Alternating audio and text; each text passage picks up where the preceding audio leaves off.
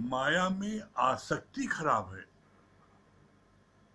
आप जो माया में आसक्ति रखते हो वो खराब है, माया में जाना खराब नहीं है। भाई माया में हम नहीं जाओगे तो जो कर्म प्राणी है आपका कहाँ से जुका पड़ने चलेगा, भीख मांगोगे। तो हमें अपने व्यापार में, अपनी सर्विस में, अपनी जीविकोपार्जन के लिए जाना ठीक है, अच्छी बात है, लेकिन उसमें जो आसक्ति रहती है, बिना हम जाए नहीं रह सकते, या हम रात को 12 बजे तक दुकान खोले हैं, वो गलत है।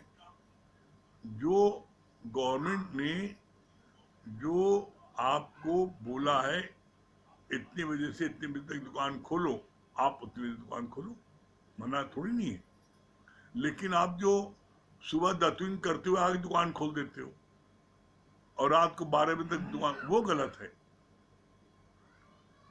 और इससे क्या होता है, इससे गुरु ने एकदम क्लियर किया कि वहां पर आपकी ताकत समाप्त होती है, खर्च होती है, और जब गुरु के ज्ञान में आते हो तो यहाँ आपकी ताकत जो है बढ़ती जाती है। अब डिसाइड आपको करना है कि आपको अपनी ताकत को बढ़ाना है, अपने लक्ष्य को प्राप्त करना है, कि आप जो है अपनी ताकत को घटाना है और अपना जीवन व्यर्थ गंवाना है और 84 लाख योनि में भटकना है। आप अपना चेक कर लो। ठीक है, चलिए, हम लोगों का गीता चल रही है तो हम लोग जो है गीता पढ़ने चल रहे हैं।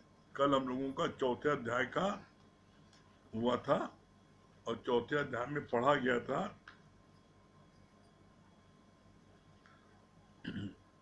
लास्ट स्टेंजा पढ़ देते हैं। हमारे अंदर भी जब पाप बढ़ जाती हैं तो भगवान प्रकट होते हैं हमारे उद्धार के लिए। पहले ज्ञान की समझ नहीं थी तो ठाकुर पूछते थे, अब समझ आ गई है तो बाहर क्यों भटके। घर घर में कृष्ण भगवान का फोटो रखा जाता है, पर गीता में भगवान ने बोला है, मेरे को तत्व से जानो, जानत तुम्हें तुम्हें हो जाई। As you know me as I am so shall you be. अपना जन्म दिव्य जानो और कर्म दिव्य जानो, तभी आनंद और शांति की प्राप्त होगी। कल यहाँ तक हुआ था। उसके आगे आज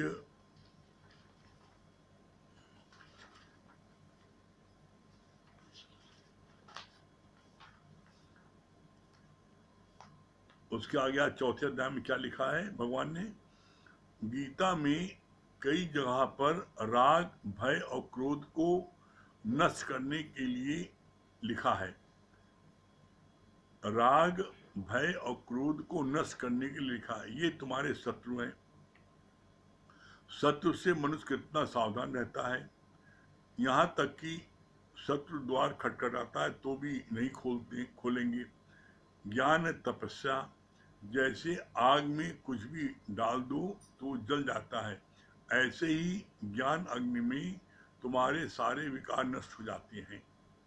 कितना सुंदर गुरुजी ने यहाँ पर वर्णन किया है। क्या कहा है, गीता में कई जगह पर राग, भय और क्रोध को नष्ट करने के लिए लिखा है। मतलब राग, भय और क्रोध को हमें नष्ट करना है। ये हमारे शत्रु हैं। शत्रु अगर घर पर आता है तब भी हम दरवाजा नहीं खोलते। क्यों? क्योंकि शत्रु जो है उससे डरे मार देगा। तो तुम इन तीनों को, राग, भय, क्रोध, तीनों को पाले हो, इसको पाल पोस के बड़ा कर रहे हो। जब भी कोई बात आती है, जरा से तुम्हारी इच्छा पूर्ति नहीं हुई तो क्रोध आ गया। जरा सा लड़के ने कुछ बोला, भय लगा, अरे लड़का घर से भाग नहीं जाए, लड़का सुसाइड न कर ले। लड़के ने थोड़ा कहना माना, आज्ञा में चला, तो उससे इतना मोह हो जाता है, राग हो जाता है कि तुम बिना उसके रह नहीं पाते। तो बोला, ये तीनों तुम्हारे शत्रु हैं और शत्रु दरवाजे पर आते दरवाजे नहीं खोलते। और यहाँ तुम क्या कर रहे हो, यहाँ तुम उनको पाल रहे हो, पोस रहे हो, बड़ा कर रहे हो, उनको नित्य उनको भोजन दे रहे हो। तो ये जो है ये तुम्हारे लिए ही घातक है। तो इसके लिए क्या बोला भगवान ने, इसका उपाय क्या है, कैसे बच सकते हो, इसका उपाय आगे बोला। क्या बोला? ज्ञान है तपस्या। जैसे आग में कुछ भी डाल दो तो वो जल जाता है, ऐसे ही ज्ञान अग्नि में तुम्हारे सारे विकार नष्ट हो जाते हैं। ये काम क्रोध लोभो मोह अहंकार सारे विकार है ना, तो ये सारे विकार तुम्हारे नष्ट कब होंगे? तुम्हारे सारे विकार नष्ट कब होंगे? जब आप रोज ज्ञान की अग्नि में इनको डालोगे। मतलब आप जब रोज ज्ञान में बैठोगे, जब आप रोज सत्संग सुनोगे, तो आपके अंदर में राग भय और क्रोध कुछ भी नहीं रहेगा। राग कैसे रहता है आप देखो, आज जो लड़के भी बिगड़ते हैं घर में, क्यों बिगड़ते हैं? क्योंकि माँ को इतना अधिक राग बच्चे से रहता है कि उसकी कितनी भी गलत बात होती है वो उसके पिता से नहीं बताती। क्यों नहीं बताती? क्योंकि वो पिता मारेगा पीटेगा, हैं, तो ऐसा न लड़का घर से भाग जाए, ऐसा न वो सुसाइड कर ले, इकलौता बेटा है। तो इतना राग उनको होता है, इतना मोह होता है कि उसके सारे गलत कामों को वो छुपाती है, वो बताती नहीं। इसका परिणाम क्या होता है? परिणाम क्या होता है? परिणाम होता है एक दिन लड़का वो बिगड़ जाता है, और जब बिगड़ जाता है तब वो रोती है, अरे ये क्या हो गया, ये तो आवारा हो गया एकदम, अब तो ये जो है बिल्कुल कहना नहीं मानता। तो उसको बढ़ावा किसने दिया? बढ़ावा तो आपने दिया ना। अच्छा, बढ़ावा किस कारण दिया? सिर्फ एकमात्र राग में मोह। बच्चे से इतना अधिक मोह, और जिससे आपको मोह होगा उससे आपको बड़ा भय डर लगेगा। डर की बात कर लगेगा, अगर हमने डांटा और सुसाइड कर लिया, फांसी लगा ली, घर से भाग गया, कुछ कर लिया, तो हम क्या करेंगे?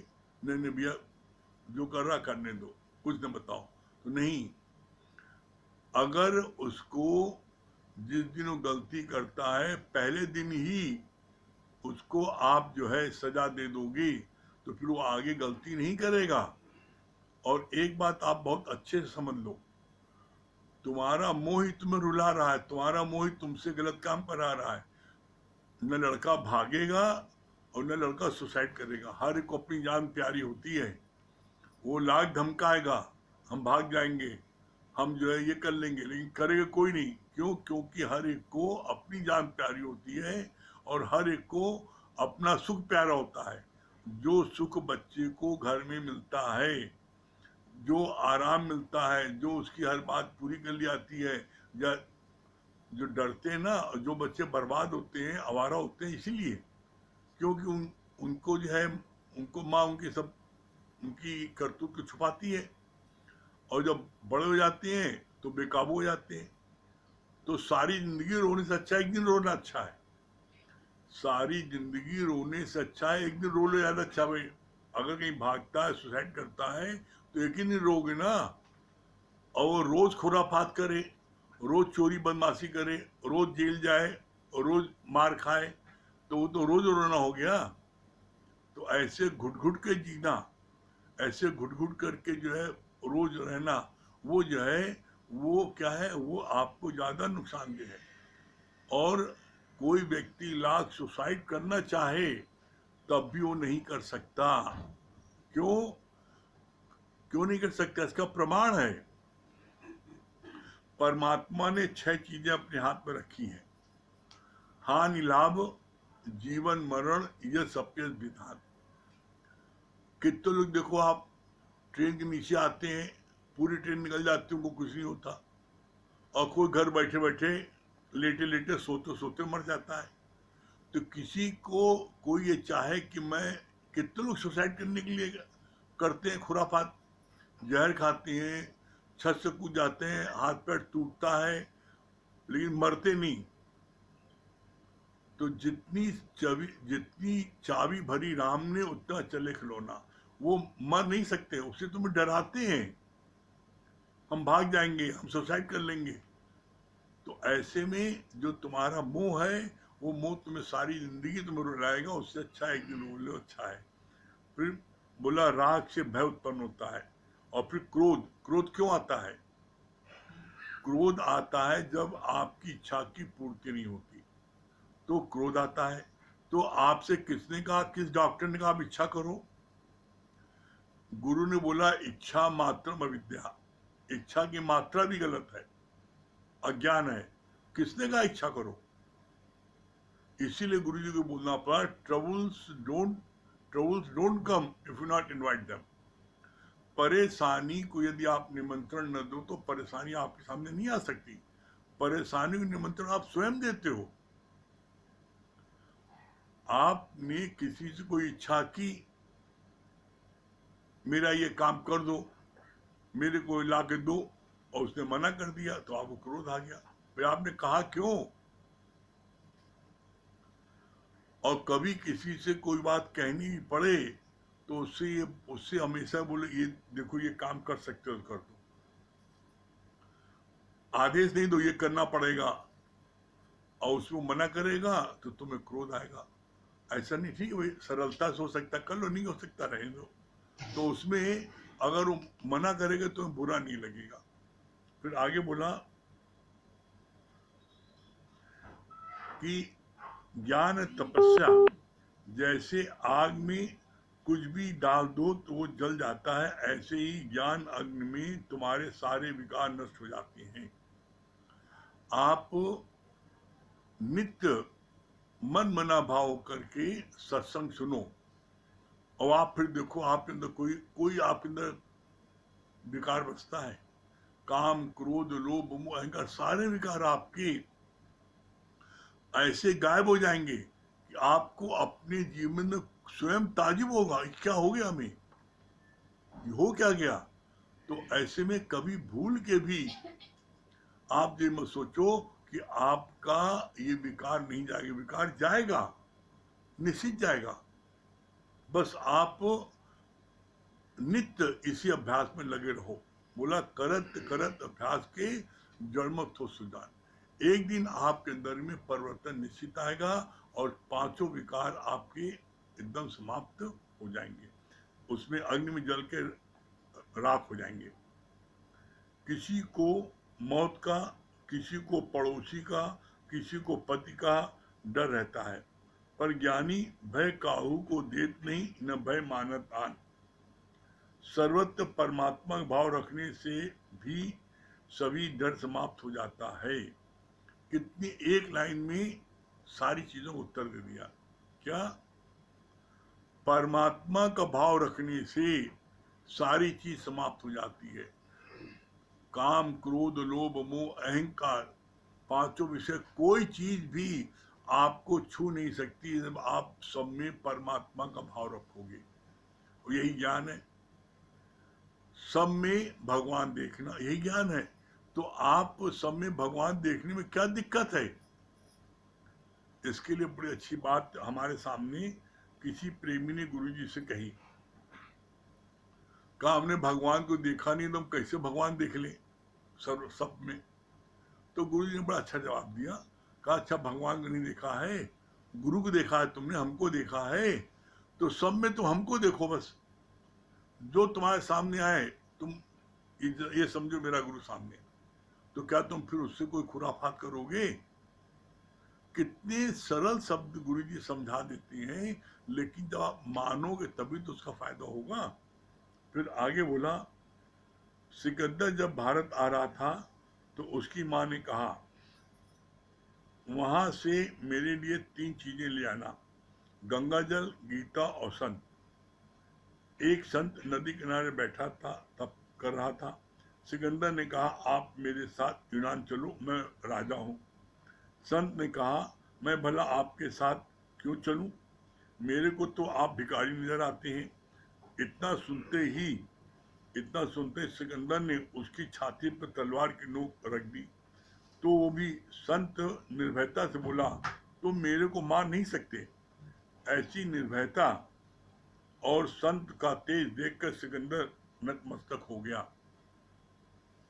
तो यहाँ कितनी अच्छी बात बोली भगवान ने, कितना अच्छा बताया कि जब सिकंदर की माँ ने बोला भारतवर्ष से 3 चीज लेके आना, गंगा जल, गीता और संत। तो गंगा जल भी उसको मिल गया, गीता भी बाजार से खरीद ली। लेकिन जब सच्चा संत के लिए पूछा कि सच्चा संत कौन ब्रह्मज्ञानी है, तो किसी ने बोला ये धूप में लेटा है वही है संत। तो उससे कहा मेरे साथ यूनान देश चलो, मैं वहां का राजा हूं। तो कितनी निर्भयता से बोला उसने, उसने कितनी निर्भयता से बोला।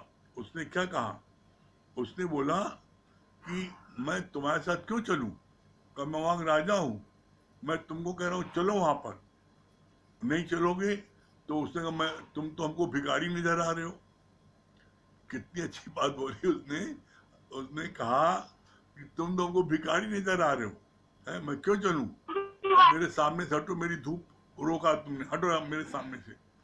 तो उसने, सिकंदर ने उसके ऊपर अपनी तलवार रख दी गर्दन पर और कहा कि मैं भी तुमको मार दूंगा। तो कितने निर्भयता से संत ने जवाब दिया, तुम मेरे को मार नहीं सकते, तुम मेरे को नहीं मार सकते, इस शरीर को तुम मार सकते हो, मेरे को नहीं मार सकते हो। मैं न मरबो मरबो संसार, मुझे मिला है जियावनहार। अरे क्या तुम आकाश को नष्ट कर सकते हो, आकाश को नष्ट नहीं कर सकते। तुम जो हो, तुम इस शरीर को नष्ट कर सकते हो, इस शरीर को मार सकते हो, लेकिन आकाश को नहीं, आकाश को कोई चीज नहीं सकते। तो इसी तरीके से जब उसकी निर्भयता और उसका निडरता देखी संत की, तो वो जो है सिकंदर उसके आगे नतमस्तक हो गया। तो संत जो है क्या है, संत किसी को न भय देते हैं और न किसी से भय खाते हैं। वो इतने निर्भय होते हैं, क्यों, वो जानते हैं कि जब तक परमात्मा ने हमको श्वास दी है, हमको कोई मार नहीं सकता। वो निर्भय रहते हैं। तो इसीलिए कभी जीवन में डरो नहीं कभी। और इस जीवन में आप कभी देख लेना, जो डरपोक हैं, जो भी डरपोक हैं, वो घुट घुट के जीते हैं, घुट घुट के जीते हैं। अपनी सारी मनोकामनाएं, इच्छाएं घुट घुट करके उसको जो है एक एक करके उनकी नष्ट होती है और कुछ कर नहीं पाते। तो जीवन में कभी घुट घुट के नहीं जियो, जीवन में जियो कैसे, बहादुरी से। बोला नहीं, सीना तान के चलो, दुनिया तुम्हारी गुलाम होगी। तुम डर के चलोगे, डरपोक रहोगे, तो तुम्हें दुनिया वाले सब डराएंगे। ये प्रकृति का नियम है। ये प्रकृति का नियम क्या है कि जो भी व्यक्ति डरता है, उसको हर व्यक्ति डराता है। और जब आप नहीं डरोगे तो कोई आपको डराएगा नहीं, कोई नहीं डराएगा। तो ऐसे में जब सत्य के मार्ग पर आप चलते हो तो डरने की बात क्या है। सत्य के मार्ग पर जब चलते हो तो डरने की बात नहीं है, आप डरो नहीं।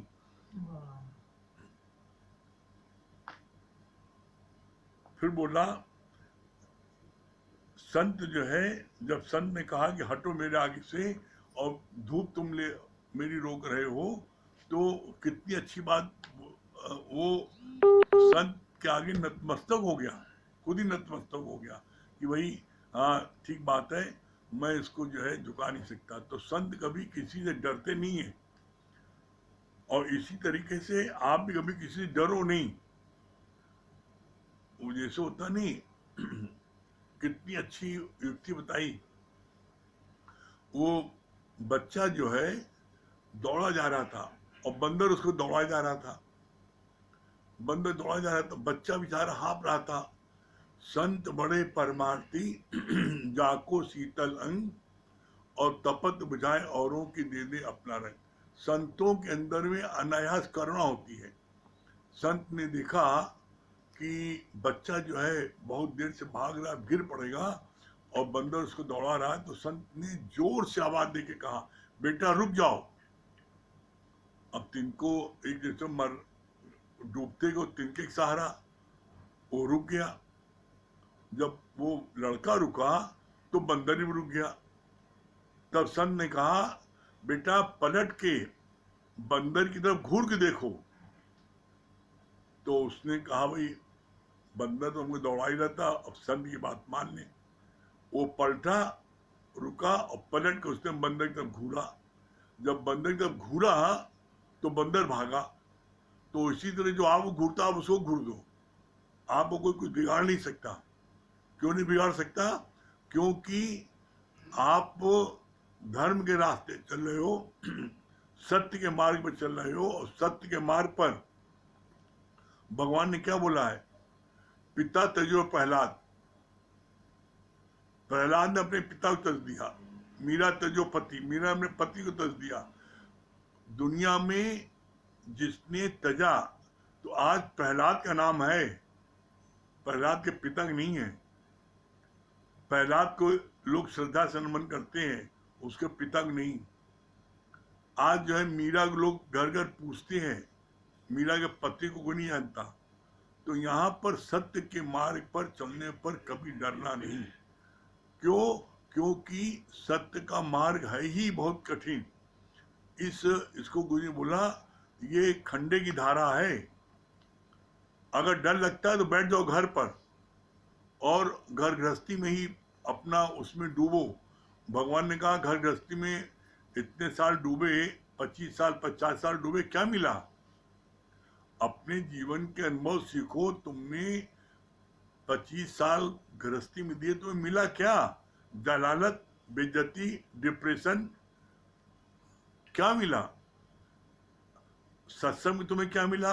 आनंद, शांति, संतोष, प्रफुल्लता है, पॉजिटिव थिंकिंग, निर्भयता, सत्संग ये मिला। तो अब ये जो अच्छा लगता है वो करो। यहाँ पर गुरु कभी किसी के साथ में जोर जबरदस्ती नहीं करते, जो तुम्हारी इच्छा करो। अगर तुम्हें मुक्ति चाहिए तो तुम सत्य का मार्ग लो। अभी भगवान ने क्या बोला? श्याम भगवान ने, अभी श्याम भगवान ने कहा कि तुम्हारे जीवन का लक्ष्य क्या है? तुम्हारे जीवन का लक्ष्य है बस सिर्फ भोग में गिरना, घर गृहस्थ में ही पलना। भगवान ने क्या बोला उनके लिए? बहुत ही कड़े शब्द का इस्तेमाल किया भगवान ने। बोला जो जीता है मैं मेरे के लिए, उसका मरना भला है, और जो जीता है सर्व के लिए, उसका जीना भला है? अरे मैं मेरे में तुम 2-4 बच्चे पालते हो, सुअर सुअरिया 16 बच्चे पालते हैं, वो तो आप ज्यादा अच्छे हैं, वो ज्यादा अच्छे हैं। आप 2 पाल के बड़ा भावा ही लेते हो, मैंने 2 बच्चों को पाला, अरे वो तो 16 बच्चे पालते हैं। लेकिन क्या हमारा जन्म सुअर सुअरिया वाला है? बड़े भाग्य मानुष तन पावा, ये बड़े भाग्य के मनुष्य शरीर मिला है। और इस शरीर से हमें करना क्या है? हमें इस शरीर के माध्यम से हमें अपने अंदर के भगवान को प्रकट करना है। आप पूरे पूरे भगवान हो, लेकिन वो आपके अंदर कैसे सुषुप्त अवस्था में आपके अंदर ढका हुआ है, वो दिखाई नहीं पड़ रहा है कालमा कारण। जैसे लालटेन जलते जलते उसके शीशे एकदम काले पड़ जाते हैं, तो उसको लालटेन जलाने पहले शीशे को साफ करते हैं। अगर शीशा साफ न करें और एकदम काली वैसे कालिमा रहे तो लालटेन के अंदर जो प्रकाश जलता है वो बाहर नहीं आ सकता। इसी तरीके से तुम्हारा परमात्मा ढका हुआ है। सूना सकना कोई नहीं हर के अंदर लाल, और मूर्ख गण खोले नहीं कर्मी भय कंगाल। कोई सुना सकना नहीं है, हर एक के अंदर लाल और परमात्मा मौजूद है। अब उसको प्रकट करने का एक प्रोसेस है। प्रोसेस क्या है? जैसे दूध में मक्खन है, उसको प्रकट करने का प्रोसेस है। आप कहो दूध में मक्खन दिखाओ, तो दूध में मक्खन नहीं दिखाई पड़ रहा है। लेकिन जब आप दूध को गर्म करोगे, ठंडा करोगे, जावन डालोगे, रात भर रखोगे, सुबह जब दही जम जाएगा उसे मथानी चलाओगे तो मक्खन निकल आएगा। इसी तरीके से तुम्हारे अंदर भी भगवान है। जब आप ज्ञान को सुनोगे, उसका मनन करोगे, तो आपके अंदर से भगवान प्रकट हो जाएगा। और इसके लिए 2 साधन बताए, जो आपको सरल लगे आप कर लो। क्या बोला है? श्रवण मनन निध्यासन। निध्यासन मतलब होता है आपकी स्थिति बन जाना। गुरु के वचन आपने सुना, उसका मनन किया कि मेरे जीवन में कितना लगा है और नहीं लगा है तो क्यों नहीं लगा है। हम पूरा पूरा गुरु का वचन लगाएं तो मेरा निध्यासन निश्चित हो जाएगा, फिर आपकी स्थिति बन जाएगी। दूसरा तरीका क्या बताया? सुनत कहत रहत गति पाए। गुरु के वचन सुनो, फिर किसी जरूरतमंद को उसको जाके सुना दो, तो तुम्हारे अंदर में वो परमात्मा, वो ब्रह्म प्रकट हो जाएगा। तो जो सरल तरीका लगे आप करो, लेकिन बिना इन तरीकों को अपनाए वो परमात्मा प्रकट नहीं हो सकता। जैसे दूध में से मक्खन प्रकट नहीं हो सकता जब तक उसके प्रोसेस को आप अप्लाई नहीं करो। इसी तरीके से गुरु ने फिर तीसरा उदाहरण बोला बीज में वृक्ष है, बीज में वृक्ष है। अब वो वृक्ष जो है, कोई कहे मैं बीज में दिखा दो, तो कैसे गुरु दिखा देगा? बीज में वृक्ष प्रकट होने का भी एक प्रोसेस है। बीज को मट्टी में दफन करेंगे, मट्टी में उसको बोएंगे, फिर जब बीज की अपनी टोटल हस्ती गुम हो जाएगी, जिस दिन जिस क्षण बीज गुम होता है उसी क्षण वहां पर जो है पौधा निकल आता है छोटा सा, और फिर वो पौधा किसके? माली की देख रेख में रहता है। उसमें रोज उसमें जो है खाद पानी डालता है, तो वो फिर वो पौधा एक दिन बड़ा हो जाता है, जिससे जो है छाया मिलती है, फल मिलता है, फूल मिलता है, और सर्व को उससे आराम मिलता है, आनंद मिलता है। इसी तरीके से ज्ञानी है, ज्ञानी से सर्व को आनंद मिलता है, उसको शांति मिलती है, प्रफुल्लता मिलती है हर एक को। जैसे वृक्ष से छाया मिलती है, फल फूल मिलता है, उसी तरीके से जो भी ज्ञानी शरण आ जाता है उसके अंदर में आनंद, शांति, संतोष, प्रफुल्लता, पॉजिटिव थिंकिंग, ये सारी चीजें उसको मिलती हैं। अब आप देखो कि आप कर क्या रहे हो। आप श्रवण मनन निध्यासन कर रहे हो, या गुरु के ज्ञान को आपको सुन रहे हो, सुना रहे हो, क्या कर रहे हो? बिना निष्काम के स्थिति नहीं बनेगी, तो आपको इस कार्य में लगना ही पड़ेगा। फिर आगे बोला, जहां राम है उनसे भी तुम, जहां राग है उनसे भी तुम ज्यादा डरते हो। कभी कभी उनमें इच्छा रखकर उसकी पूर्ति न होने पर तेरे भीतर क्रोध आता है। यही जो बात अभी ऊपर चली कि बच्चों से राग होने के कारण उनकी गलत बातों को हम कुछ कहते नहीं और वो आगे बढ़ते जाते हैं और इसी में बिगड़ जाते हैं। तो बोला जब इच्छा रखते हो और इच्छा पूर्ति नहीं होती, क्रोध आता है। फिर आगे बोला इसके, सारा दिन मनुष्य की शक्ति विकारों में खर्च होती है। जितना समय हम ज्ञान के वातावरण में बैठते हैं वहीं हमारी शक्ति चार्ज होती है। फिर से सुन लो, बहुत इंपॉर्टेंट पॉइंट है ये। जितना समय हम ज्ञान के वातावरण में बैठते हैं वहीं हमारी शक्ति चार्ज होती है, और जितना समय हम माया वालों के साथ देते हैं उतना हमारी शक्ति खर्च होती है।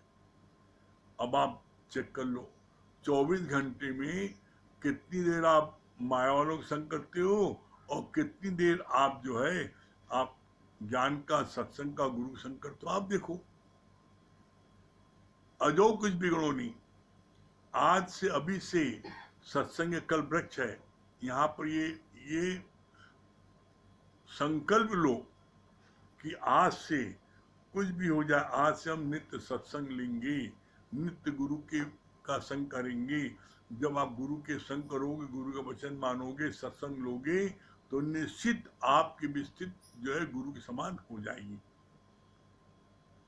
फिर बोला, मनुष्य अपनी इच्छा पूर्ति के लिए वैष्णव देवी तक जाते हैं, इतनी चढ़ाई चढ़ती है, इतना तब भी करते हैं, फिर भी केवल केवल दुनियावी पदार्थ ही मिल सकते हैं, वो भी प्रारब्ध अनुसार। मुक्ति तो फिर भी हासिल नहीं होती। ध्यान से सुन लो क्या बोला है, फिर से पढ़ दे रहे हैं। मनुष्य अपनी इच्छा पूर्ति के लिए वैष्णो देवी तक जाते हैं, इतनी चढ़ाई चढ़ती हैं, इतना तब भी करते हैं, फिर भी केवल दुनियावी पदार्थ मिल सकते हैं। किसी भी देवी देवता को आप पूजते हो, मानते हो, जाते हो, अच्छी बात है, लेकिन आप ये जान लो कि दुनियावी उसमें आप किसी भी देवता को पूजोगे तो उससे आपको दुनियावी पदार्थ भौतिक जगत के समान आपको प्राप्त हो सकते हैं। बेटा बेटी, दुकान मकान, धन दौलत, ये सब प्राप्त हो सकते हैं। लेकिन आगे क्या बोला, तुम्हारी शरीर की प्रारब्ध के अनुसार, चाहे तुम जितना देवी देवता पूज लो, चाहे जितना एक टाइम खड़ो तपस्या कर लो, आपके पास उतना ही धन आएगा, उतनी लक्ष्मी आएगी जितनी आपके प्रारब्ध में होगी, उससे ज्यादा नहीं आ सकती। फिर आगे क्या बोला, कितनी इंपॉर्टेंट बात बोला, ये सब चीजें आपको प्राप्त भी हो जाएंगी, तब भी आपको 84 लाख योनि में भटकना पड़ेगा, मुक्ति नहीं मिल सकती। बोला मुक्ति फिर भी हासिल नहीं होती। देवी देवताओं को कितना पूज लो, मना लो, कर लो, तो उनके माध्यम से आपको मुक्ति नहीं मिल सकती, क्योंकि उनको मुक्ति देने का अधिकार ही नहीं है। ये ब्रह्म के सारे कर्मचारी हैं, ये भौतिक पदार्थ दे सकते हैं, इनको इसकी पावर देने की है। और इसीलिए भगवान एक बहुत अच्छी बात बोली, की पॉइंट बोला, तुम देवी देवताओं की पूजा क्यों करते हो? जब तुम्हारे मन में कोई इच्छा होती है, कुछ चाहना होती है प्राप्त करने की, तो तुम देवी देवताओं को पूछते हो। तो बोला इससे अच्छा क्या है? इससे अच्छा बोला तुम भगवान की प्रशंसा करो। Praise, not praise God but pray God. Praise, pray न करो, प्रेज करो, परमात्मा की प्रशंसा करो, तो परमात्मा आपको मुक्ति दे सकता है, वो ब्रह्म आपको मुक्ति दे सकता है। और जीवन का सबसे बड़ा लक्ष्य क्या है? मुक्ति। मुक्ति जिसको मिल जाए, तो मुक्ति जो है वो सरलता से मिलती है। मुक्ति जो है वो कोट कोट यत्न कराए, कितने यत्न करते हैं, उसके बाद भगवान के दर्शन नहीं होते, और भगवान के दर्शन जिसको हो जाते हैं मुक्ति पा जाता है। तो यहाँ पर हम सबका लक्ष्य क्या है? मुक्ति। तो ऐसे में आप जो है, आप अगर गुरु को कहना मानोगे तो निश्चित आपको मुक्ति प्राप्त होगी। फिर उसके आगे बोला, मोह बस कई व्यक्ति फिर जादू टोना भी करते हैं, मेरी बीमारी दूसरे को लगे, कभी चौराहे पर दिया जलाकर रखते हैं, कभी चावल फूंक फेंकते हैं। मोह में फिर दर्जे हैं, अपनों को ज्यादा मोह करेंगे और दूसरों को किसी को कम, किसी को ज्यादा। एक औरत को पता चला उसके बेटे को बिच्छू ने काटा है, तो वो बिना दुपट्टे और चप्पल के भागी। फिर पता चला उसकी देवरानी के बेटे को काटा है, तो बोला शाम को जाकर दिखाऊंगी। कितना अच्छी बात बोली यहाँ पर। मोह बस कई व्यक्ति फिर जादू टोना भी करते हैं कि मेरी बीमारी दूसरे को लगे, कभी चौराहे पर दिया जलाकर रखती हैं, कभी चावल फूल फेंकते हैं। आप अक्सर देखो चौराहे पर जो है दिया जलता है, क्यों? फूल माला चढ़ाते हैं, क्यों? क्योंकि कभी कभी किसी बच्चे को कोई बीमारी होती है तो झाड़ फूक वाले बोलते हैं कि इसके ऊपर से ये उतार करके चौराहे पर चढ़ा दो, तो ये बीमारी किसी दूसरे बच्चे को हो जाएगी जो इसको डांकेगा। अब आप देखो, स्वार्थ में आपने कितना गलत काम किया। आपने अपने बच्चे की बीमारी उतर जाए और किसी दूसरे बच्चे को लग जाए, तो आपने आपने ये कर्म अच्छे किए। आपने जादू टूना करके आपने कर्म अच्छा किया। तो इसीलिए भगवान ने कहा कि मोह के कारण तुम गलत से गलत कर्म कर बैठते हो। तो ये जो जादू टोना करते हो, ये जो है इसका फल मिलता है। फिर है ऐसा नहीं है, फल मिलता है इसका। बिन भोगे छूटे नहीं, कर्मगत बलवान। फिर आगे बोला, इतनी अच्छी बात बोली, मोह में दर्जा होता है। मोह में दर्जा कैसा होता है? दिखाए नहीं कि जब वो उस औरत को पता लगा कि मेरे बेटे को बिच्छू ने काटा है, तो वो बिना दुपट्टे के नंगे पर भागी। और जब उसको पता लगा नहीं मेरी देवरानी बेटे को काटा है, तो कोई शाम को दिखाएंगे। इसके आगे गुरुजी ने बोला, कहा कि जब उसको, और जब शाम देखी, जब शाम को देखने लगी, जाने लगी, तो उसको पता लगा नहीं, उसको नहीं काटा है, उसके पड़ोसी जिससे उसकी दुश्मनी, उसके बेटे को काटा। क्या बहुत अच्छा वो काट दिया। बोला बहुत अच्छा वो काट लिया। तो मुंह में दर्जे हैं। किसी से राग होता है, किसी द्वेष होता है। जिससे लड़ाई झगड़ा उसके बेटे को काट ले तो बड़ा खुश होते हैं, अच्छा वो काट लिया। और मानव क्या बोलते हैं, हमसे दुश्मनी किया तो भगवान फल दी से। तो आदमी राग और द्वेष में इतना गिर जाता है। तो न किसी से राग, ज्ञानी न किसी से राग करता है और न किसी से द्वेष करता है। फिर आगे बोला, साइंस के विद्यार्थी आर्ट्स के क्लास में नहीं बैठते। ऐसे ही द्वैत के कर्मों का क्लास दूसरा है और ब्रह्म ज्ञान का क्लास दूसरा है। मतलब क्या हुआ? जैसे साइंस का स्टूडेंट आर्ट साइड के क्लास में जाकर नहीं बैठता, इसी तरीके से बोला जो द्वैत के कर्मों का क्लास दूसरा है और ब्रह्म ज्ञान का क्लास दूसरा है। तो जो ब्रह्म ज्ञान के क्लास में आते हैं वो द्वैत के कर्म नहीं करते। द्वैत कर्म क्या है? पूजा पाठ, जप तप, दान पुण्य, तीर्थ, गंगा स्नान, यमुना स्नान, ब्राह्मणों को दान देना, ये सब द्वैत के कर्म है। जब तुम दूसरा देखते हो तो तुम ऐसा करते हो। इसके लिए भगवान ने बहुत अच्छी बात बोली। कहा कि द्वैत का जो तुम कर्म करते हो, हैं, ये तुम किस लिए करते हो? किस लिए करते हो भाई? द्वैत को कर्म करते हो तो कुछ पाने के लिए। हम इनकी पूजा करें तो हमें ये मिल जाएगा। तो यहाँ पर एक बात, बड़ी सावधानी की बात है। आज ये चल रहा है तो इसलिए हम आपको जरूर इसके लिए सावधान करेंगे। ये गुरुजी ने लिखा जरूर है कि साइंस के विद्यार्थी का अलग क्लास है, आर्ट्स का अलग है। लेकिन आप ब्रह्म ज्ञान के क्लास में आ गए हो और आप अभी अगर पूजा पाठ कर रहे हो, व्रत रख रहे हो, तो आपको ऐसा नहीं आप आज ज्ञान सुनने के बाद में आपका बंद चले हो, आप रखना बंद कर दो। नहीं, आप रखते जाओ। कभी कोई चीज तगड़ करके नहीं छोड़ना। क्या आज आपने ज्ञान सुना? ये लिखा है कि 8 क्लास के विद्यार्थी अलग होते हैं और साइंस साइड के अलग बैठते हैं। तो मैं ब्रह्म ज्ञान क्लास में आया तो अब मैं पूजा पाठ न करूं? नहीं, अगर आप पूजा पाठ करते आए हो तो पूजा पाठ करते रहो, मना नहीं है। लेकिन बस आप नित्य सत्संग बैठते जाओ। सत्संग बैठते जाओगे तो बैठते बैठते एक दिन आपसे स्वतः जो है क्या आता है, आप बड़ी पूजा आपको पकड़ने में आ जाएगी। आप बड़ी पूजा पकड़ोगे। बड़ी पूजा क्या? सत्संग। आप इसमें आपको 2 घंटे लगेगा, पूजा पाठ में 2 मिनट लगता है।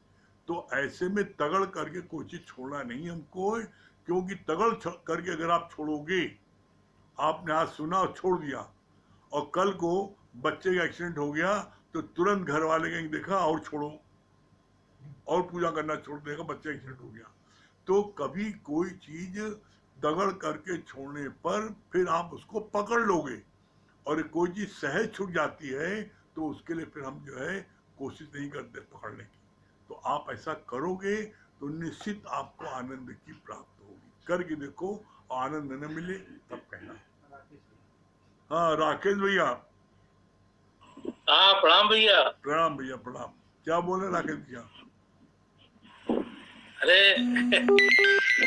आपकी बातें सब इतनी अच्छी लगती हैं, और जो पूजा पाठ वाला आपने बताया सही बात है कि अभी अभी हम लोग उस स्टेज पे नहीं पहुंचे हैं। अगर हम लोग पूजा पाठ कर रहे हैं और मंदिर जा रहे हैं तो हमको छोड़ना नहीं चाहिए, हाँ हमको करते रहना चाहिए। हाँ, ये गलती नहीं करना चाहिए।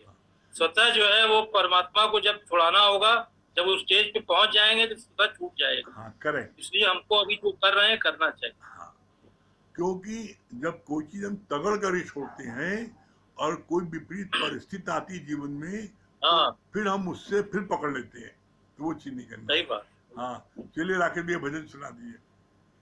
अच्छा। प्रभु प्रेम की लगन में दिन रात बीत जाए। प्रभु प्रेम की लगन में दिन रात बीत जाए। ऐसी लगन लगे जो फिर होश भी न आए। ऐसी लगन लगे जो फिर होश भी न आए। प्रभु प्रेम की लगन में दिन रात बीत जाए। हमको ये जीवन मिला है प्रभु पाने के लिए ही। हमको ये जीवन मिला है प्रभु पाने के लिए ही।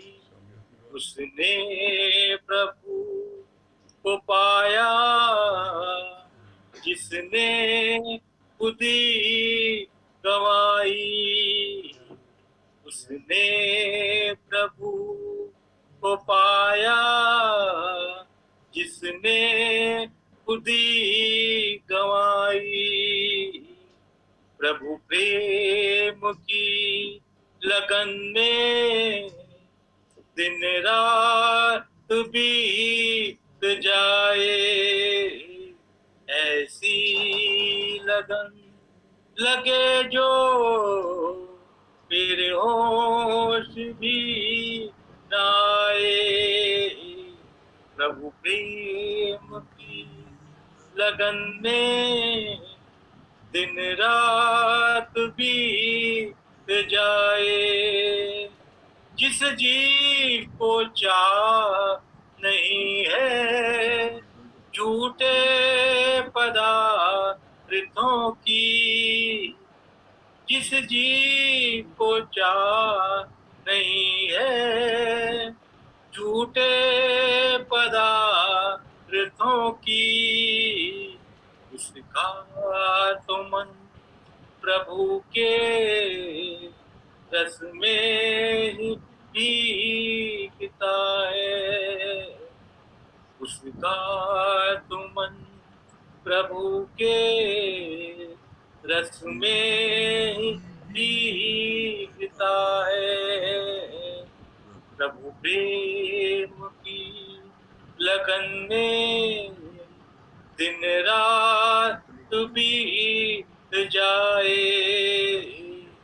ऐसी लगन लगे जो फिर होश भी न आए। प्रभु प्रेम की लगन में दिन रात बीत जाए। प्रभु पाने के लिए तो पहले प्रेम जरूरी प्रभु पाने के लिए तो पहले प्रेम है जरूरी, या तू प्रभु का बन जा या प्रभु को अपना बना ले, या तू प्रभु का बन जा या प्रभु को अपना बना ले। प्रभु प्रेम की लगन में दिन रात बीत जाए, ऐसी लगन लगे जो फिर होश भी न आए। प्रभु प्रेम की लगन में दिन रात बीत जाए, प्रभु प्रेम की लगन में दिन रात बीत जाए। बहुत सुंदर। हाँ श्याम भैया, हाँ श्याम भैया क्या बता रहे हेलो, हैं? आवाज आ रही है? हाँ हाँ आ रही है। क्या बता रहे हैं? हेलो, हाँ, हम आपकी आवाज आ रही है? हम आपसे एक बात कहना, अपने अनुभव हम अपने अनुभव का एक बात आना चाहते हैं। और थोड़ा पहले पीछे जब बोले, आवाज गुरु जी के भरभरा रही लखनऊ में है। जाया करते थे थोड़ा तो जिस पीछे दिन से ये बोलिए। मालूम होता था कि आज हम जब गुरु जी के पास लखनऊ जाया करते थे तो जिस दिन ये मालूम हो जाए कि गुरु जी आज नहीं है या आज नहीं बैठेंगे तो उस दिन सत्संग में मन नहीं करता था। आपको हम सही बताएं। और इधर काफी दिनों से हम देख रहे हैं आप सत्संग में पूरा समय नहीं देते, तो ये हमारा मन जो है ना वो क्या है, चूहे की तरह कुछ कुछ करने लगता है। अरे आपने बुराई भैया तो आए नहीं होंगे, अभी अच्छा देख लेते हैं, अभी अच्छा बाप कर लेते हैं। लेकिन आज से आपको हमने देखा तो मन हमारा एकदम गदगद हो गया कि आप सेनापति हैं।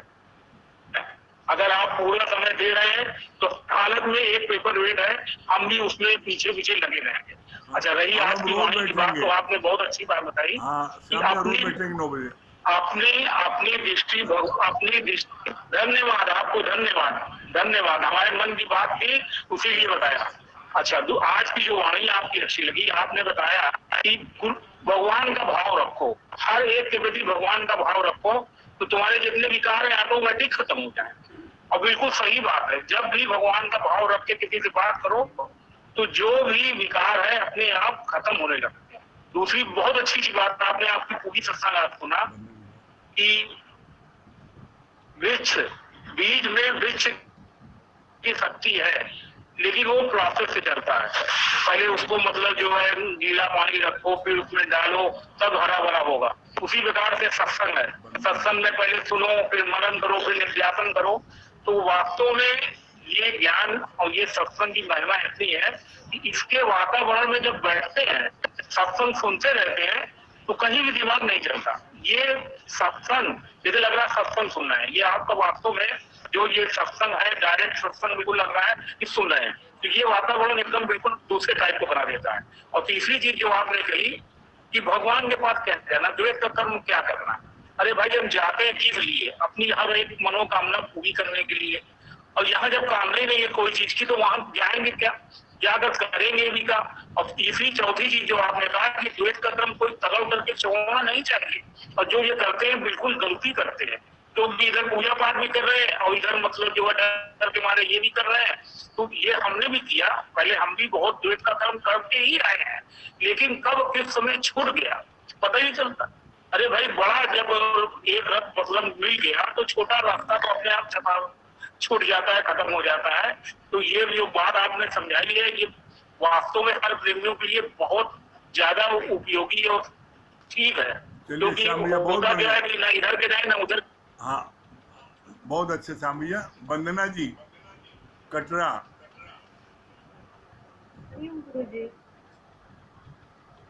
हाँ की बेटा, आवाज आ रही है? बिट्टू रानी वंदना क्या बता रही हो, क्या अच्छा लगा? मुझे बहुत अच्छा लगा कि अगर जब पूजा पाठ करेंगे तो उससे संसार की भौतिक वस्तुएं ही मिलेगी, लेकिन जब भगवान की प्रशंसा करेंगे तब जाके मुक्ति मिलेगी। इसलिए हमें भगवान जी की सिर्फ प्रशंसा करनी है। ये मुझे बहुत अच्छा लगा, और ये भी बहुत हाँ, अच्छा लगा गुरु जी की बहुत अच्छा। नीलू जी, ज्ञान। हाँ ठीक बेटा, हरिओम गुरु जी। हरिओम। जी हरिओम गुरुजी। हाँ हरिओम, गुरुजी क्या बता बहुत रही अच्छा थी? लग रहा है, सच बात है। गुरु हमारा शेर है और हम लोगों को भी कहीं ना कहीं मन पीछे आ जाता है, फिर लगता है कि नहीं, जब गुरु हुंकारी भरता है तो हमारे अंदर खुद आवाज आ जाती है, नहीं हम भी शेर है, शेर के बच्चे हैं। और बहुत अच्छा लगा गुरु जी, जैसे कि आपने बताया कि जब बीज अपना वृक्ष अपना अस्तित्व खत्म कर देती है तभी वो पौधा, और जब गुरु के सानिध्य में रहते हैं तो वो संरक्षण जब चारों तरफ से पलते पलते वो धीरे धीरे बड़ा हो जाता है तो वो वृक्ष खुद ही छाया देता है। हाँ, बहुत ये बात सुंदर, बहुत अच्छी बहुत लगी थी। सुंदर। हाँ दुर्गेश जी भैया गुरुजी। दिल्ली से। हरिओम गुरु जी। हाँ हरिओम, हरिओम गुरु जी। हरिओम, हरिओम, दोनों का हरिओम। बहुत अच्छा। हाँ, क्या बता रहे हैं? पहले होम मिनिस्ट्री क्या बता रही हाँ है? गुरु जी बड़ा। क्या बता रही हैं आप? हाँ मिनिस्ट्री। आप खुश रहिए, दुर्गेश जी अपना खुश रहेंगे। हैं? ये बात मुझे बहुत अच्छी लगी कि हम अगर सत्संग में बैठते हैं तो हमें पूजा पाठ या किसी सत्संग की वजह से हमें किसी चीज को छोड़ना नहीं है। पूजा पाठ अगर हम कर रहे हैं हाँ तो उसको मन में ये ना सोचे कि हम इसकी वजह से इसको छोड़ दें, हाँ हाँ इसको भी लेके चले और सत्संग में भी हम नियम से बैठे। हाँ। सत्संग लेते लेते वो सब अपने आप एक दिन छूट जाएगा, तब नहीं करना। हाँ दुर्गेश भैया, जी। हाँ, दुर्गेश जी, क्या बोल रहे हैं? जब बड़ा घर मिल जाएगा, जब बड़ा घर मिल जाएगा तो छोटा घर अपने आप छूट जाएगा। अरे गुरु जी। बहुत सुंदर, वाह वाह, बड़ा अरे घर मिल वाह, जाएगा अरे तो वाह। आपकी बहनियां बहुत खुश हो रही हैं। आप जब अच्छा बताते हैं ना, हैं, तो एक बोतल खून इनका बढ़ जाता है। ठीक है, चलिए ओम को जाप कर लीजिए, ओम को जाप ये कर सब लीजिए। गुरु की कृपा है, ये सब गुरु की कृपा है, वरना कहाँ बोलने वाले।